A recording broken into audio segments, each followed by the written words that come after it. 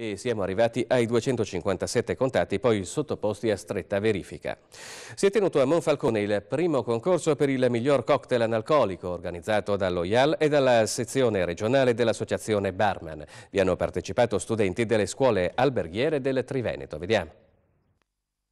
Si è svolto a Monfalcone, organizzato da AIBES Friuli Venezia Giulia e IAL, il primo concorso cocktail analcolico, denominato un cocktail della salute. Abbiamo chiesto il perché di questa iniziativa. Per riuscire a coinvolgere sul territorio regionale e non solo un po' tutte quelle che sono le realtà formative del territorio, quindi fare in modo che si costituisca una rete tra scuole alberghiere dove tutti i ragazzi della scuola abbiano la possibilità di confrontarsi, di conoscersi e in qualche maniera di aprirsi un po' l'un l'altro. Il secondo obiettivo è quello di fare in modo che i ragazzi possano vedere quelli che sono i veri professionisti, verso i quali magari loro possono vedere un modello al quale possono in qualche maniera rivolgersi come futura professione.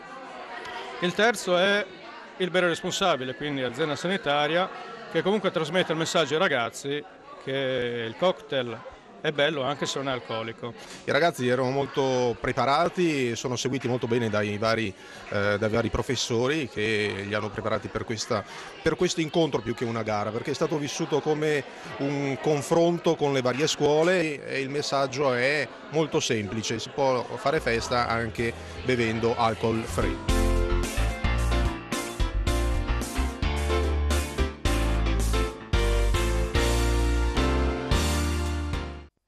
Udine ha conquistato il gradino più alto del podio tra le città piccole del primo campionato italiano di ciclabilità urbana, organizzato